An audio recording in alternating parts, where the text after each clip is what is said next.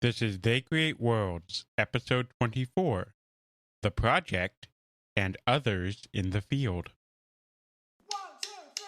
If anybody wants to find me, I'll be in the last place you would look. In a place where people used to be, a land that's called reality. You'll find me there.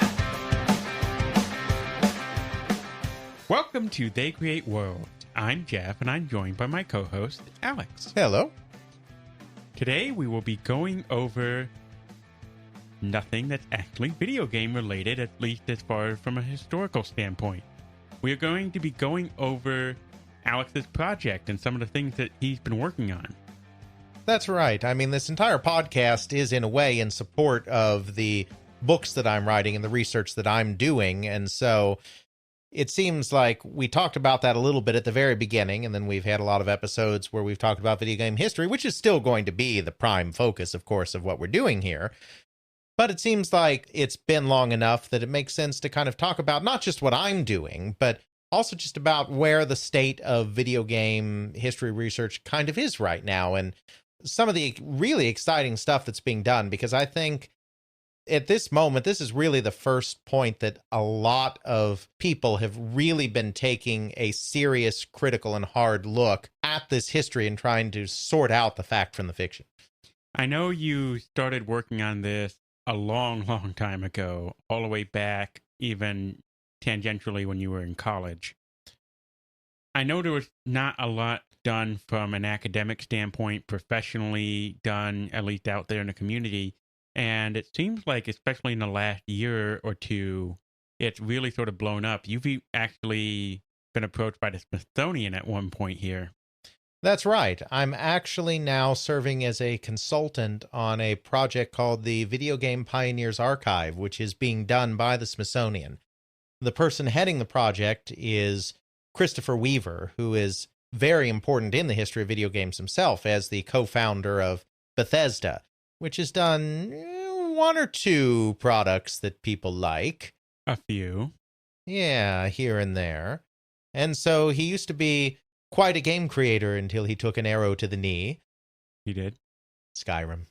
Oh. And now he is an academic. He's at MIT, and he has started collaborating with the Smithsonian on this Video Game Pioneers project, where they are going to target, or I guess I should say we, are going to target 20 or so individuals that were active between the 1960s and the 1980s. Well, 1960 and 1980, not beyond into the 1980s, that were pioneers of the computer game industry. It's kind of narrowly focused there right now. They aren't doing arcade people at this point, but it's at the very beginning of the process, and certainly the hope is that if this is something that really resonates and really takes off, that funding can be found to kind of extend it. And I am just a consultant on it. I'm doing this for free. I'm not getting paid by the Smithsonian, and I'm not one of the ones making the big decisions, but basically I'll be helping shape the questions that will be asked in these oral history interviews, which are expected to be up to 5 hours in length per person. I mean, these are very serious oral history interviews that are intended to capture the entirety of the person's experience, not just narrowly focused on specifically the games, but on their entire lives, as a way to get to the heart of what made these people creative, what made them innovators, and why these are the people that shaped the video game industry as we know today.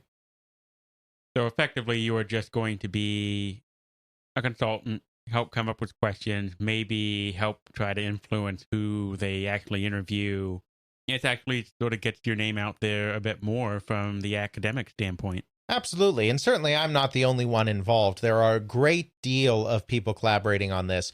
All of the major institutions that have significant personal papers collections related to video games, UT Austin and Stanford and the Strong, the International Center for the History of Electronic Games at the Strong Museum in Rochester, New York, are all collaborating on this. Several prominent individuals within the video game industry that have always been interested in their own history, like Don Daglow, John Romero, and Steve Moretsky of Infocom fame are all collaborating. Another outside consultant like myself is Jimmy Mayer of the Digital Antiquarian, who is absolutely the most fantastic person writing about video game history today. Seriously, if you haven't been to the Digital Antiquarian yet and you are at all interested in video game history, go there, because it's not just that he is so insightful in his analysis, it's also that he's just an amazing writer. He really communicates it well in a written format. Exactly. So he's another person that's also consulting on this project. It's a big deal. This is the first time that academia has really taken a serious look at this history. The Computer History Museum, which is also consulting on this project, incidentally, in Silicon Valley, has done a small number of oral history interviews with video game pioneers. They've interviewed Ralph Baer, for instance, who's no longer with us, so it's very nice that they interviewed him. They interviewed Ted Dabney, who was the co-founder of Atari. They've interviewed a couple of other people, but their focus is on computer history generally. So they're not focusing on these video game people. They've been interviewing a lot of people that were active in the 50s and 60s and 70s, the people that were pioneering mini computers, the people that were pioneering semiconductor memory and microprocessors and all of that kind of stuff. That's kind of where their main focus is. You have the Strong up in Rochester, which is very serious about preserving video game history, but they haven't been doing oral history yet. They've been focusing on documenting games, archiving games. They've been doing a lot of recording of people playing through games, capture, video capture, so that even if someday the physical games decay and emulation can't capture all the nuance because emulation is never perfect, there's at least some kind of record of how these games played and what they looked like and what they sounded like, which emulation doesn't always capture. So they're not doing oral history either. So it's really exciting that there's an institution out there that is actually really interested in starting to capture some of these stories, because the really early pioneers, they're in their 70s, some of them are in their 80s. They're not going to be around forever. And I think it is important that those stories get captured. I may have mentioned this in a previous episode, so if I have, my apologies, but when I interviewed Tom Kalinske, who was the CEO of Sega in the 90s, at the end of the interview, he did thank me for taking an interest because he came out of the toy industry. He was at Mattel. And, in his words, nobody bothered to ask the pioneers in the toy industry why they did what they did or how they invented what they invented. And that opportunity was lost. I mean, obviously, there's still a lot of records and documentation. It's not like we have no idea what went on in the beginning of the toy industry, but you don't have that personal angle of the person who actually came up with the toy. You don't know their life story. You don't know what their inspiration. A lot of times, whenever you see success, you only see the little pillar of success. A lot of the thing that pillar of success is built on, it's almost like an iceberg. You see what's above the water. Below the water is all the failures, all the wrong turns, all the restarts because of what's happened. There's so much restarting and rethinking, reconfiguring whenever you're trying to come up with something new or just grow as a human being. Sure, that's absolutely correct. And a lot of that has been lost in a lot of industries because oral history is one of these things that really only came into vogue in the last 2 or 3 decades. And so it just wasn't being done when some of these people from the teens or 20s or 30s or whatever were still alive. But the video game industry, we have an opportunity here to capture the thoughts and the personalities of the vast majority of the important pioneers in the industry, most of whom are still alive. I think it's wonderful that something like this Smithsonian project, the Video Game Pioneers Archive, is coming into existence. I wish it had come into existence 5 years earlier, quite frankly, but that's always the way it is. I mean, you always miss something. Right. It's coming in at a time when it can still do a lot of good. And I really hope that they are able to expand past that initial 20 or so interviews that we're planning to do and turn this into something that can really document the entire movement down to the most minor of artists and coders and whatnot that contributed to some of these truly amazing games. And really have it be very comprehensive. We've mentioned it before that a lot of the creative side of things have been interviewed ad nauseum, where how'd you come up with this thing? How'd you come up with that thing?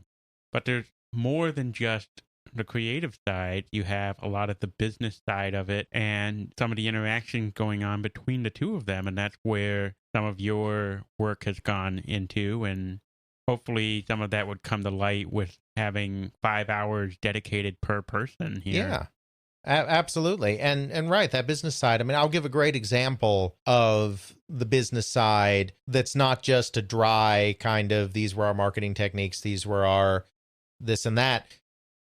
Space Invaders. Mm-hmm. Just about the most popular arcade game ever. Pac-Man's more popular, I think it's fair to say, but certainly one of the most popular arcade games ever. And certainly the first game that really kicked off a powerful video arcade game boom. The story always was, and literally always was, from the moment that Space Invaders was introduced into the United States in 1979, the story always was, this is the game that was so popular in Japan that it caused a shortage of 100 yen coins. Mm-hmm. And the Japanese actually had to increase their production of 100 yen coins to compensate.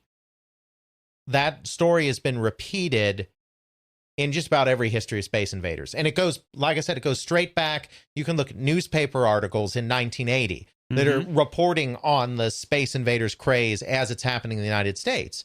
And these newspaper articles are saying that exact same thing. Well, it's not true. Because, no one checked. Yes. And I forget who it was, so I can't credit them. But there actually was a person that did kind of a paper on this where they actually contacted the Japanese Mint. Mm-hmm. And they actually got the figures. Because that's public record stuff, you know, it's right. Government stuff, for 100 yen coin production in all of those years. And there was never that big jump that people talk about.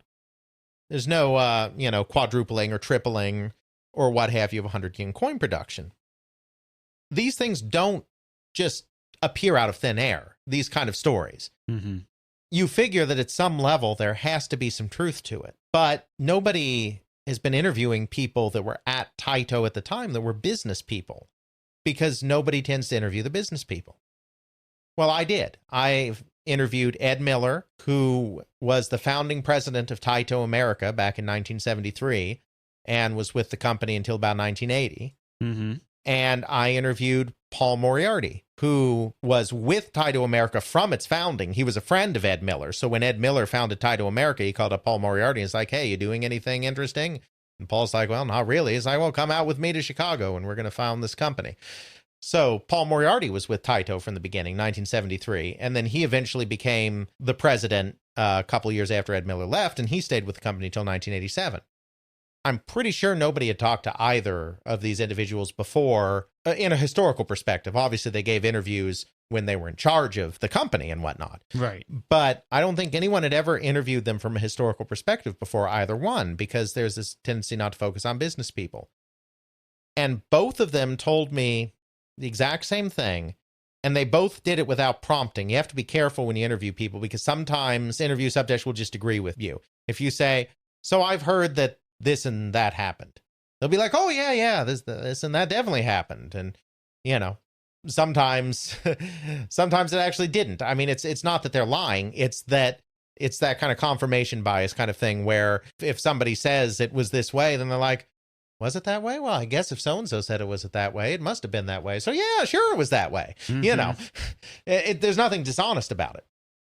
So both of them, without me asking about 100 yen shortages, without me asking about any of that, both of them told me that because Space Invaders was so popular, the games were really eating up the 100 yen coins in Japan like crazy. There were a lot of 100 yen coins that were stuck in arcade machines and weren't going back into circulation in the economy.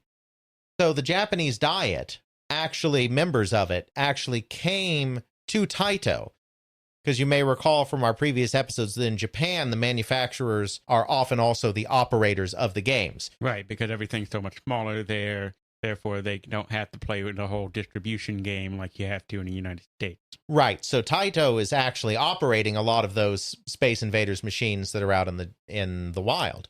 So members of the Japanese Diet actually came to Taito and said, we have to figure out a way to get these coins out of these machines faster, because way too many 100 yen coins are being tied up in these arcade cabinets. And so they worked with the Diet to try to just get the turnaround faster, to get them out of the machines, get them processed, get them deposited back in the banks faster, so that the coins are circulating instead of just being stuck. So there's the origin of your shortage myth. Right. There was never a shortage of the coins. There was never an increase in production to increase the number of coins out there. But there were negotiations to be like, hey, can't we just get these coins back into the marketplace a little faster? Instead of you, say, for example, doing a big bank delivery every week or twice a week, let's do that every day. Yeah, I mean, I don't know what the exact, details are, but yeah, something like that, exactly. That's the origin, clearly, of the 100 yen shortage myth. But if I hadn't interviewed two of the business people that were at Taito at the time this was going on. The myth, because the lie is out there, the story is out there, and it's just repeated by everyone, it becomes the truth. Exactly. And so I am playing a role, once I publish on that, I'm playing a role in explaining where this came from, but it's only because I targeted two prominent business people at Taito that nobody had interviewed before. And I don't mean that to make myself sound all high and mighty. It's just that there hasn't been that focus on the businessmen, with a few very big, larger-than-life examples like a Nolan Bushnell or a Trip Hawkins. It's important that we interview all those people. And the Video Game Pioneer archive may not interview some of those people, quite frankly. I mean, I would certainly love to see some kind of permanent oral history project akin to what the Academy of Television Arts does with television personalities. They have done a huge number of interviews in the last 2 decades with producers and actors and directors and writers and all of that, and made them available. I'd love to see something permanent like that appear in the realm of video games as well. But at the moment, the Pioneers Archive isn't really going to go there for the most part. But like you said, even if you're doing a 5-hour interview with even a designer or a developer, you may get a little more of that perspective than you often get when people just do an interview where they're very interested only in the nuts and bolts and how the specific game was made. That makes sense. To go more into your own work and your own research, I know you've done all these interviews, and I'm not even sure what number you're up to now. I know what we were about a year ago. Yeah, it's somewhere around 70 or just north of 70. I tend to go in spurts. There'll be weeks where I'm interviewing like 3 or 4 people, and then I'll go like 2 months where I talk to 1 or 2 people. So it's not like it's steady, but it's over 70 at this point, or at least around 70. I'd have to check. All right. How about your work with writing the book itself? I know you've been working on some of the chapters and have at least the first few of them done. At this point, I have 6 chapters that are pretty well done, that I'm pretty happy with and won't change in any meaningful way. It's hard to say exactly how big the first book is going to be. The first book is covering prehistory up to 1982. Before the crash. Yeah, exactly, right up to the crash. I'm guessing it's going to be around 24 chapters. Mm-hmm. It may end up being more. I mean, it's so hard to tell. I mean, especially as I'm still learning new things, even as I'm starting to, write it. So if it does end up being 24-ish chapters, I mean, that's a quarter of the book. Mm-hmm. Written, 6 chapters is. Yeah. That's good. I mean, I'm behind where I wanted to be. I was hoping I could write 2 chapters a month, and obviously that hasn't happened because I have 6 chapters and about half of a 7th chapter written, and I started really seriously in January, and it's August, so that's 8 months and less than 8 chapters. That's not even a chapter a month, so right. I fail. But I am writing it.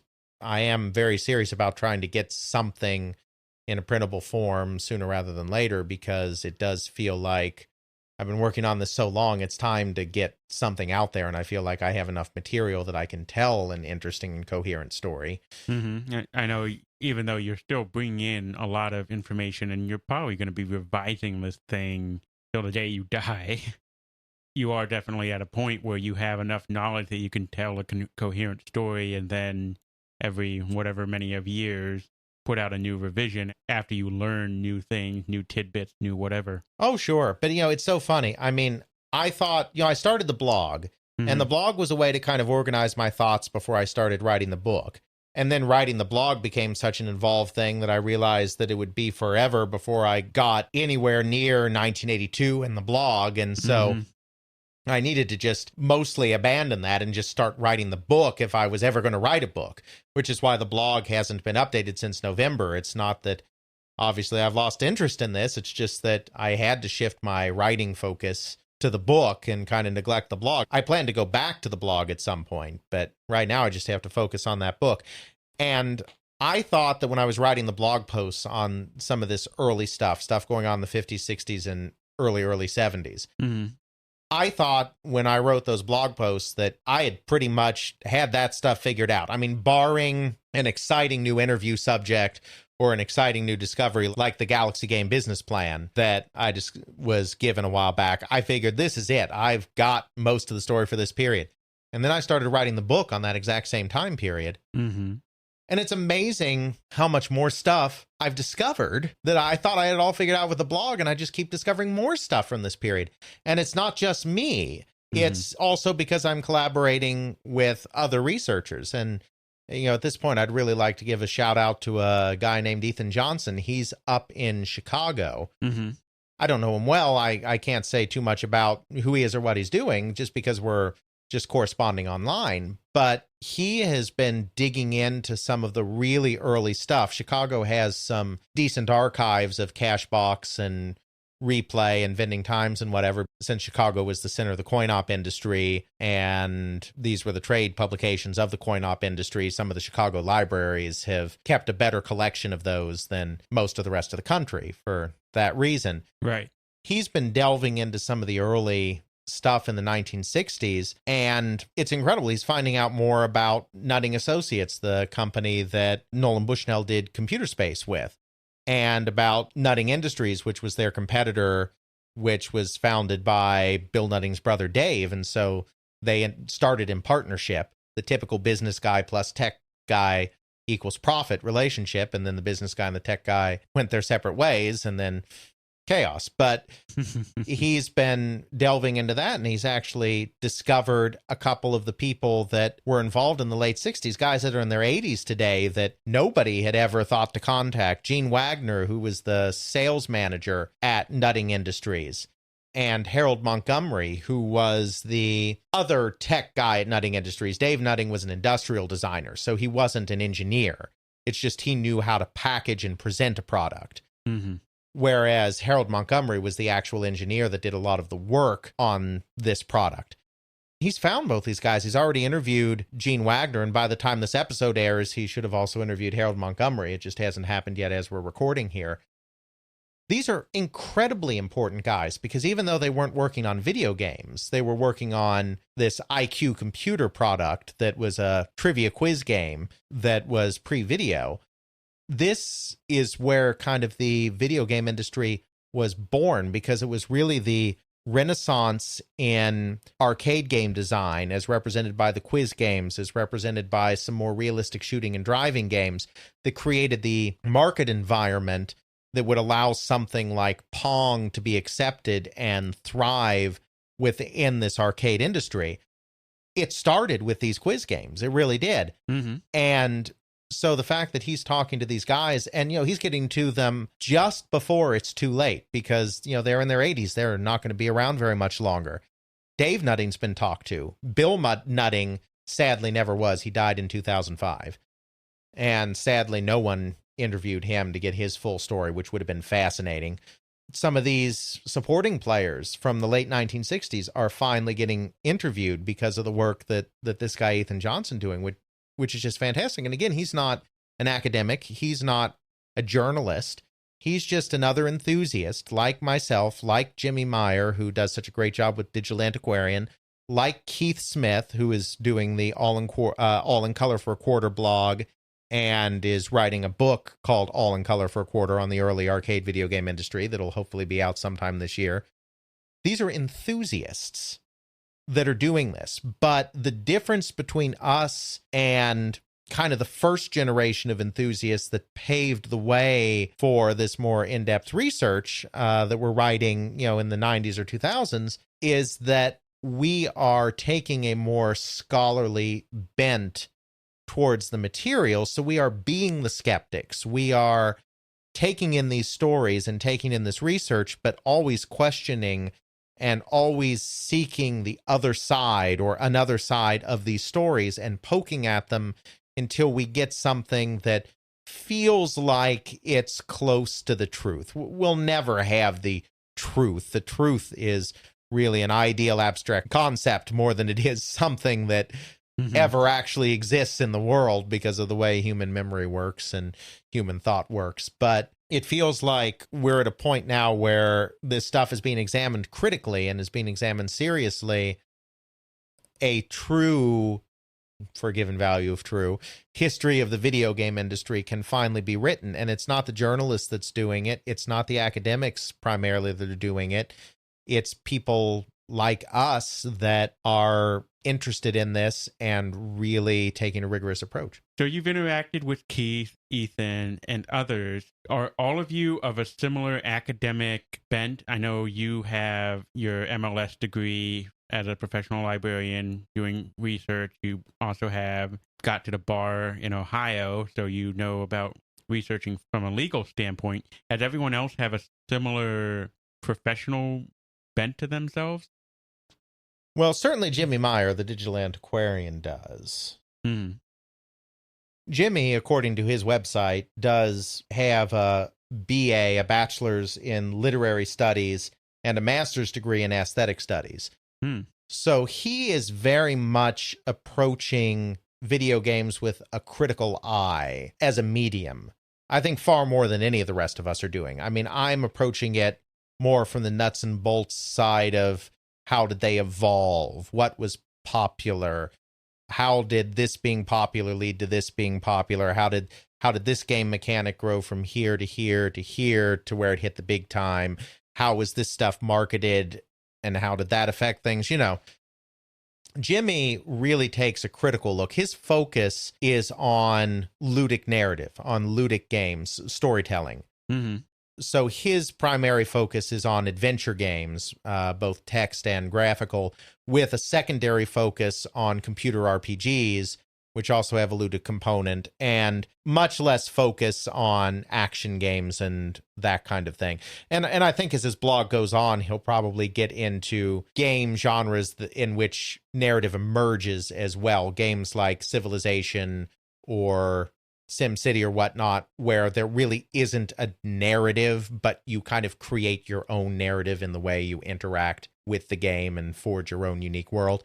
That's where his focus is. And he doesn't just look at the history, but he looks at the nature of these games and what they're striving to be and how close they come to that ideal and where their faults are from an aesthetic perspective. He's really the only one doing that. I mean, I don't think anyone else is doing that with any kind of sophistication. I mean, there are people that review games. This stuff was fun. This stuff was less fun, that kind of thing. But there's a lot of subjective quality to that. But he's really bringing in a lot of philosophical evaluation of this stuff. And he is also doing a very good job of placing ludic narrative in games in the larger context of other forms of media and other forms of entertainment. That's really important. It's not something that I'm really doing in my own work. I mean, I will certainly at times draw parallels or whatnot, but I try to put games in a larger technological context. Why these things are happening at these times when you look at the wider goings on in computer development and technological development. And sociologically. Sure. But I'm not really looking at it so much from a critical point of view on the individual games in terms of their themes, in terms of their influences outside of video games, in terms of their aesthetics. And I don't think anyone else really is either. So that's kind of a niche that Jimmy's given himself and one that I think is very valuable and important. For those who may not know, what is a ludic game? Well, it's not that games themselves are ludic. The term ludic specifically means spontaneous and undirected playfulness. Ludic constructs are constructs that are all about play. And I'm not a philosopher, and I don't study this stuff, so I may miss the mark a little bit in my defining of things, but ludic narrative is the narrative that emerges out of play and emerges out of playfulness. And that can be directed in the sense that as you play, the story is revealed to you, like in an adventure game where you're solving puzzles and you learn more about the world around you.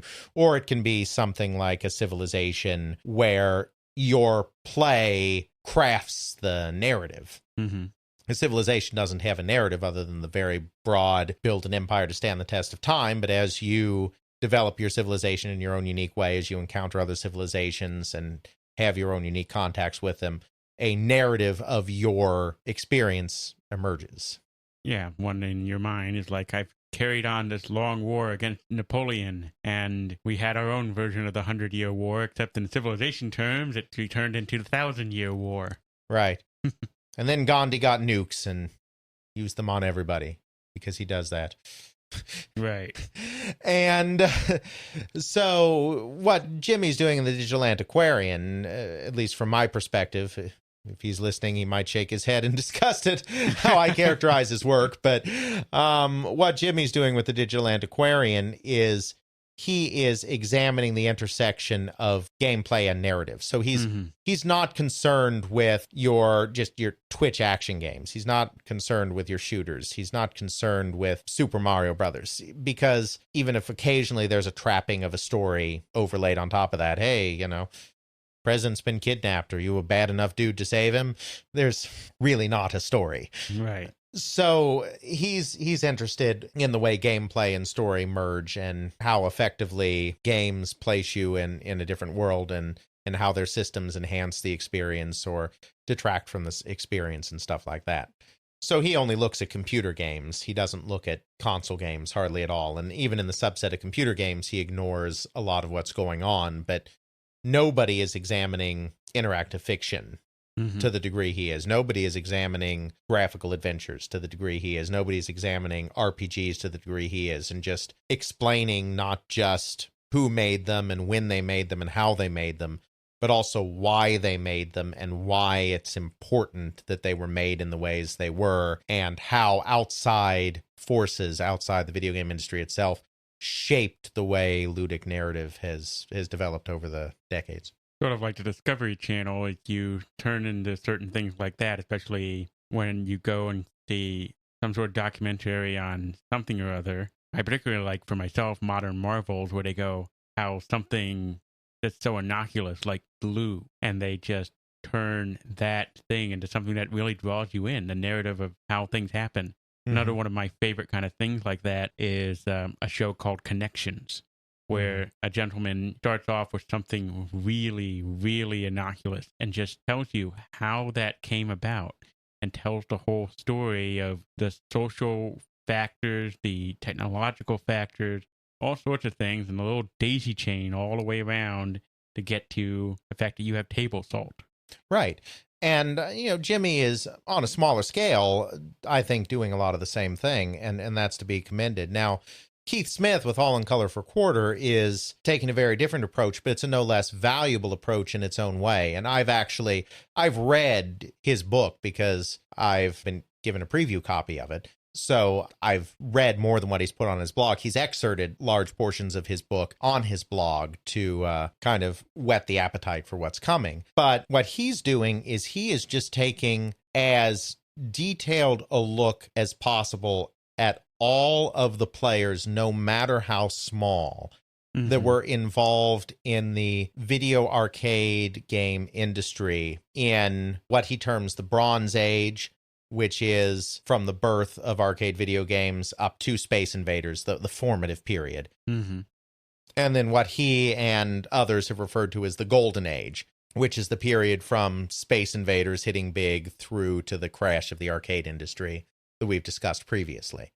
What he's done is chronicled every company involved, because one of the real traps that is very easy to get into is the whole victors write the history kind of thing, where Space Invaders was big, Pac-Man was big, Asteroids was big, Donkey Kong was big, and, a half dozen other games were big.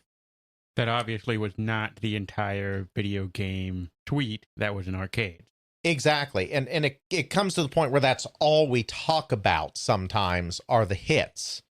But it's like you said, for every hit, there were, a dozen false starts or missed opportunities or corrections or what have you. Victims of circumstance. Yeah, sure.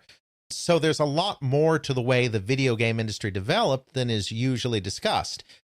For instance, Pong. Mm-hmm. There's kind of this idea that video games, of course, began with Pong. I mean, it wasn't the very first game, but it was the hit. It was the first big hit.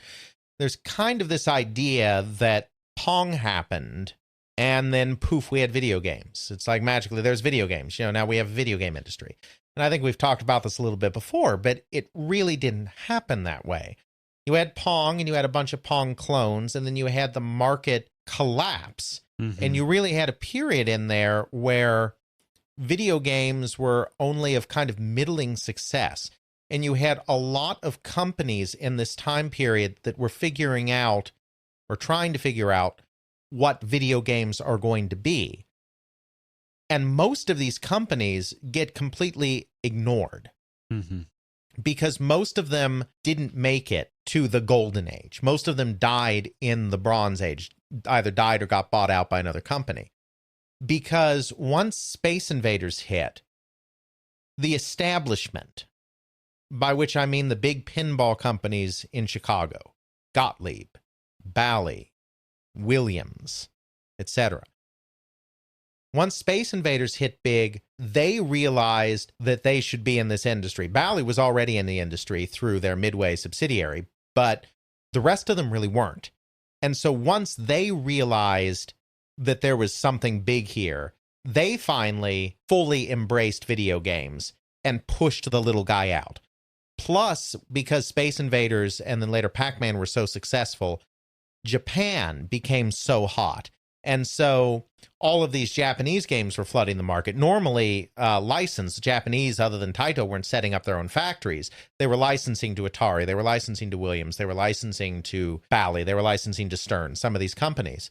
But the Japanese product was flooding in and largely displaced the American companies that had been struggling to build this industry. So between the big pinball guys getting in and the Japanese getting in, you have all of these little companies like Project Support Engineering, PMC Electronics, Meadows Games, Ramtech, Exidy, which did survive at least through the Golden Age and beyond, but was still a much smaller company, that nobody has really heard of, and to a large degree, nobody's really researched. But they were just as much a part of creating this arcade video game industry as Midway or Atari or Namco or any of these other companies were. And it's important to kind of capture their history too, because when it comes time to put all of this stuff in larger context, you need the complete picture in order to be able to do it. And that means studying the little guys just as much as study the big guys. And so while Keith isn't really putting arcade video games often into a wider context within the world or applying the same kind of critical eye to games themselves as Jimmy is a digital antiquarian, he is pulling together a lost history and a secret history of the arcade industry that increases our understanding of what went on. And he has interviewed a ton of people that nobody else has ever interviewed. Founders of companies in the 70s and 80s, programmers and artists at companies in the 70s and early 80s that just nobody has cared about before. And he's also amassed a large collection of Replay and Playmeter magazines, the trade publications of the coin-op industry, which have not been studied by most scholars just because they're very hard to come by. And he's gathered those and also shared those with me, so I've got those now too. He is revealing a far more nuanced video arcade game industry than any previous publication has ever kind of alluded to existing, and that's very important too. You mentioned in there that Keith is doing more as an enthusiast than academia. What had existed before the Smithsonian Project from an academic standpoint, as far as professional historians, quote unquote, actually categorizing anything in the video game industry? Almost nothing. Historians really haven't done anything with it. For historians, it's too new. Mm-hmm. Historians tend to tackle things 70, 80, 100 years after they happen because they feel it takes that long to have proper perspective on events, because it takes that long for all the necessary information to surface in order to be able to put things in proper context. The majority of work in academia has been done by media studies people, cultural studies people, individuals that are interested in the effect of games on people, psychologically speaking, and the effect of games on society, culturally speaking, but don't really have a grounding in the history. As near as I can tell, and I've read papers and I've read books written by some of these academics, and from what I can tell, they basically assume that the history that's already been written is accurate, and then they try to make bigger points aesthetically, culturally, psychologically, etc., based on that already existing history. The problem is, as we've discussed time and again on this podcast, the existing history is wrong. Really makes me wonder how much of a lot of other history is wrong. You know, that's an excellent point, because I've read books where the video game portion of it is just one subset of a larger point. Like there was a book written a couple of years ago by Walter Isaacson, who's famous for the Steve Jobs biography he wrote a few years ago, but he wrote another book a couple of years ago called The Innovators, which was about the people that innovated in tech and computers. And so, you know, he had chapters on various innovators, and one of those innovators he discussed was Nolan Bushnell. And so, of course, he has the standard Nolan Bushnell account, and it's horribly wrong. I mean, his chapter on video games is horribly wrong. Mm-hmm. His chapters on the other things seem right to me, as near as I can tell. I mean, obviously, as part of my studying of video game history, I've studied computer history as well, because you need to know that to be able to have proper context. Right. But, of course, I haven't delved into the primary sources of computer history in the same way that I've delved into the primary sources of computer game history. So his other stuff looks right to me, but then it does make you wonder. It's like, if he got the video game stuff so wrong, how much of the rest of it, and how are you supposed to know? Well, yeah, you go back to the primary sources. That's how you know. I will say this, though. Mm-hmm.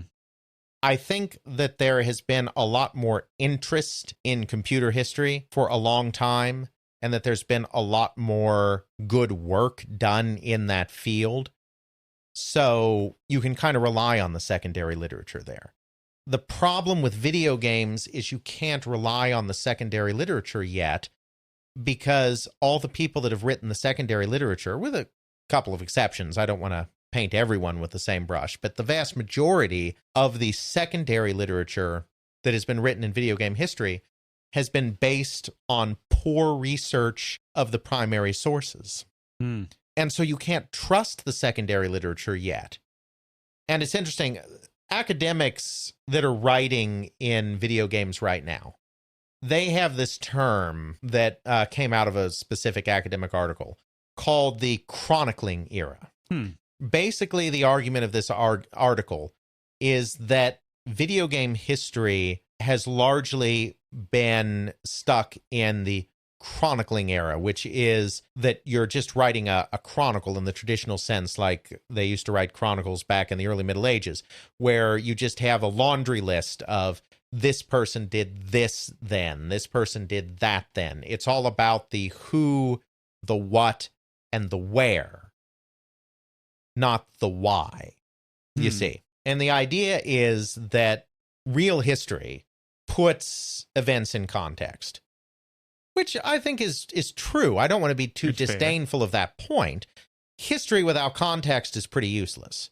Most your grade school history classes would probably attest to this if you remember back then. Oh, it's terrible. I mean, I'm not a teacher, and I don't think I ever will be a teacher, but I would teach history so much differently in high school than history was taught to me. It's so fascinating. I mean, this is a complete tangent, but look at how many people love Game of Thrones. Yep. And, you could teach history like Game of Thrones because there is so much crazy shit that's happened in history that you could make it lively, but instead nobody does. It's just names and dates. But that's a complete tangent. I don't want to get too far down that rabbit hole. The idea, though, of this whole chronicling era thing, while of course history needs to be placed in context, the idea is that people are focusing too much on who did what when and not focusing nearly enough on the why. And that it's time to move beyond that and start contextualizing things. And they're very disdainful, quite frankly. I've read many academic articles that are very disdainful of amateurs and hobbyists and enthusiasts that are only seeking to chronicle what happened. I mean, they're almost offended by it. How dare you? Here's the thing. Of course, stuff needs to be put into proper context. But right now, almost none of it's been chronicled correctly. We cannot enter a post-chronicle era right now in video game history because the chronicle is wrong. You don't have the facts right. How are you going to have proper context until you have the facts right? What if we were to say, for example, Nolan Bushnell created Pong, Space Invaders, and this is the truth? And then we come across, well, that didn't happen. Right. But that was the truth, and the fact that it's the truth that's out there and the truth that's repeated, that's what gets put into history books. That's what gets put into whatever. And then 80 to 100 years later, some person goes wrong, goes, okay, I want to provide context to that video game thing that happened in the 1990s and 1980s. Oh, look, here's a book that said Nolan Bushnell made Pong and Space Invaders. Obviously, that's correct because this is the primary source. So let's continue on and make context about how great he is. It's wrong. Without having the source material be accurate, how are the people who want to give context to anything going to give accurate context? And it makes me really wonder if that, with the fact that we have enthusiasts now who have the capability, like what we're doing, like what Keith is doing, Jimmy, Ethan, the fact that they're willing to put in this effort right when you have the ability to get primary sources where you're able to record physically, verbally, like this, the source from the horse's mouth, and able to pass that on to the future. Might be the first time we actually have the chance to have a much more accurate history to pass on to our descendants than we ever did in the past. It really makes me wonder just how wrong some of the details are for history in the past, especially the further back you go when you don't have so many primary sources. And even those primary sources are going to be pulled into question as to whether or not they're accurate. Mm-hmm. Who was the person that wrote that? Was it the victor? Victor writes the history. Right. There's all these nuances. You don't know about the people who lost. You don't know their stories, their contributions. You could have someone who just comes in and goes, take someone who doesn't have the strong personality in order to really shape history, but some guy who does comes in and takes that person's really brilliant invention and takes it as his own, writes the history so that's the truth. Mm-hmm. You can sort of see that with something that's somewhat recent, 100 years ago. Thomas Edison and Nikola Tesla. Yeah. The amount of stuff that went back and forth between those two individuals is mind-blowing, and some of the stuff that when people really started to dig into what Tesla contributed for Edison is shocking. But the story at the time, the truth, the quote-unquote truth, is Edison did all this other stuff. Mm-hmm. But he had that kind of really strong personality where he could assert, this is the truth, this is my truth, therefore this is the truth that's going to be written down in history. Well, that's very true. And I think that a lot of academics that are writing right now, which, as I said, are not trained historians by and large, are content to accept the story that's been written and feel like, okay, we've done the chronicle. Now it's time to put the chronicle into context. But it's too soon. Now, you always want to put history in context. It is better to write a historical work that chronicles events accurately and puts those events into context at the same time than it is to just write a chronicle. Context is important, but you can't take a faulty chronicle and then try to apply context to that, because you're just going to screw the whole thing up when you do that. It's not going to work. And, we've been talking a lot about oral history, but I do think it's important to note that oral history, while it can be valuable to fill in the gaps, is not obviously the best form of history, because memory is so deceptive. Yes. And I have trouble remembering what I had for dinner yesterday. And not only is memory deceptive, but studies have shown that the more often you access a particular memory, the more horribly wrong you get it each time you access it. So the more times you ask somebody to relay an event that happened, the more likely they are to get it wrong. The more you ask them. And embellish it. And not even trying to be deceptive. It's just naturally what happens. So the best evidence is documentary evidence. It always is. And that's what historians use first and foremost, is they use documents.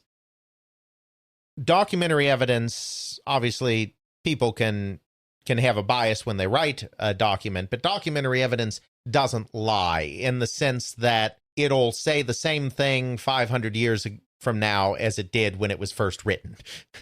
It doesn't change its story.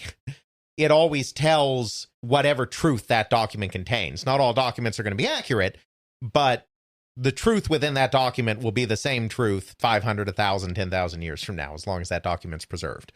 And the language and the meaning of the words is roughly the same. Well, sure. Yeah, you get into that problem.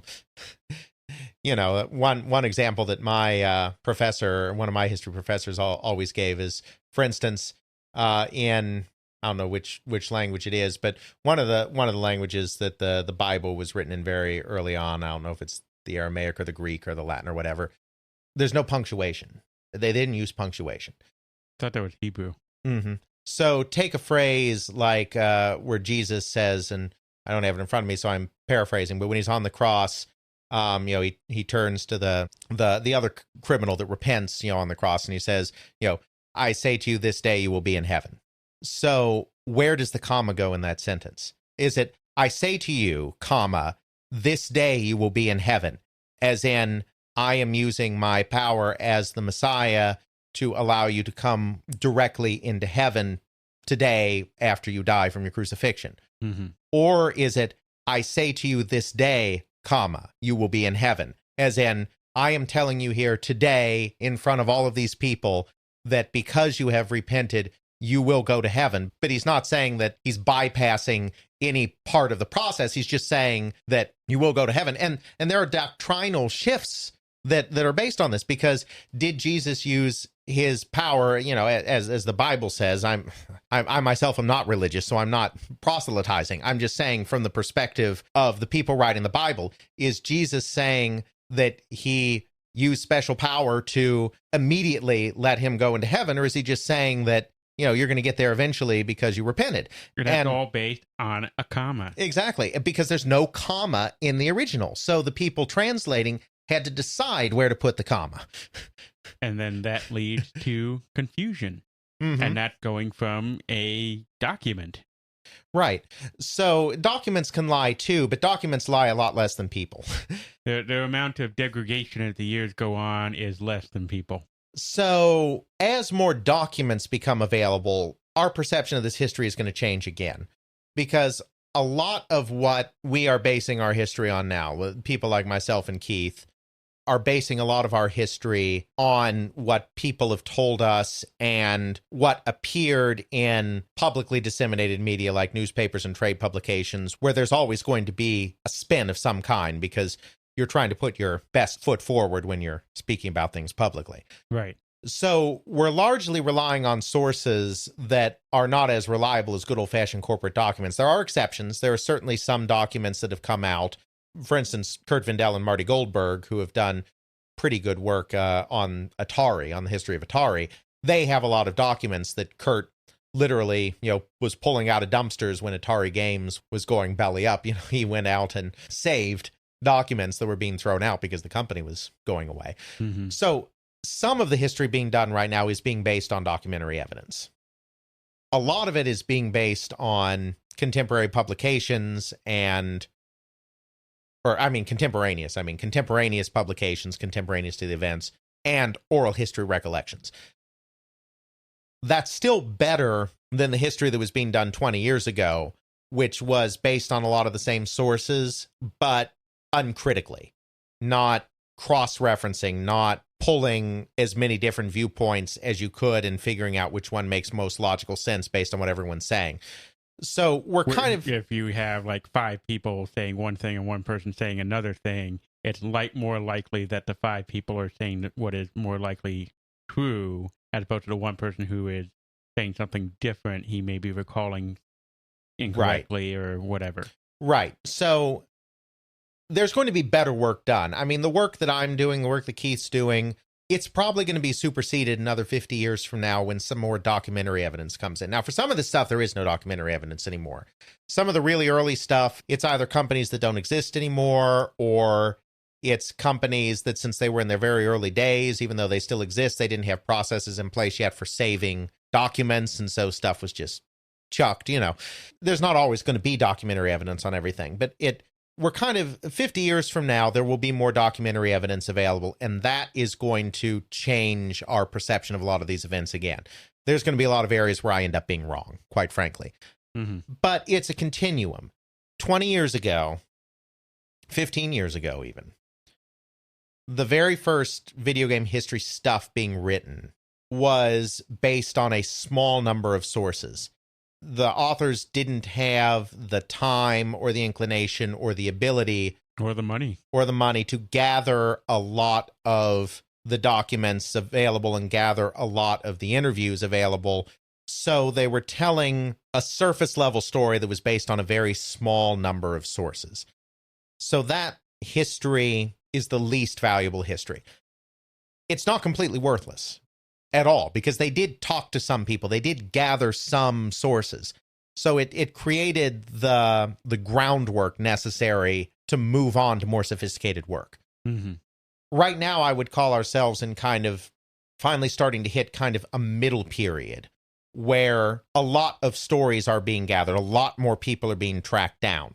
People like, Harold Montgomery and Gene Wagner that Ethan has tracked down, or people like Keith has tracked down that were at the very beginning of the industry, people like Lance Houck and Jerry Hansen that were at Gremlin that nobody remembers who they were or what they did, but Keith knows because he tracked the stuff down very carefully. Or some of the people that I've talked to, like Bruce Davis at Activision, or Rich Melman at Electronic Arts, who were people that were playing critical roles in important companies but had been sidelined and or maligned by some of the people they worked with, and so their side of the story had never come out. So we're starting to broaden the voices, and we're starting to get into some good documentary evidence, like Kurt and Marty with their Atari research, or Jimmy has gone to the Strong and looked at some of the primary source documents that have been donated to the Strong and has started to pull new truths out of that material, or getting into like Replay and Play Meter magazine, which nobody had really gone through before, and now we're starting to go through those. We're at a middle stage where we're getting a lot of voices in, and we're getting a lot more input, and we're starting to chronicle accurately. The academics don't want to chronicle anymore. That's nonsense. I mean, I plan to put my work in context too, but it's not just going to be chronicling. I'm putting some of the why and the how in, not just the where, what, when. We're starting to get to the point where we're really starting to attack this with some rigor and figure out where it is. So we're kind of in the middle phase. The final phase, so to speak, will probably happen when I'm an old man or dead, which is professional historians will really start accessing archives, which will have far more robust collections of papers, far more robust collections of oral histories, far more robust collections of archival material, and then they'll get to kind of the true story, as true as we can get it. You never get it totally true. And then, 4 billion years from now, our sun will die, and then everything we did won't matter anymore. But unless we put that special archive and shoot it off into the galaxy. That's right. And then, Picard can can relive the entire history of video games in like an hour. Yeah, and instead of playing a flute, he has a little Atari arcade system. That's right. He plays Pong as the credits roll. So that's kind of where I see things, and I'm glad that we're getting to the point that people like Keith and Jimmy are doing more rigorous work, and we're getting to the point that institutions like the Strong and the Smithsonian are gathering the stories and the documents necessary. And I feel proud to be part of this period, and I really hope that my books can contribute to this portion of the discovery of this history. But at the end of the day, while I do hope my work is going to be valuable, it will ultimately be superseded by what's done 50, 80, 100 years from now. That's true. I wonder if, and I know you probably don't have anything to really contribute to this, but has there always been enthusiasts who lay the groundwork before the professional historians come in 80 to 100 years after the event that really try to chronicle these kind of events accurately and do sort of like the initial stuff of here's the initial surface level of chronicling of what people say, and then a group of enthusiasts come back later and go, well, that doesn't look right if we actually cross-reference these things, and then they compile stuff, and then academics come in and say, okay, now I have this pile of chronicles done by these people. Let's give some context here.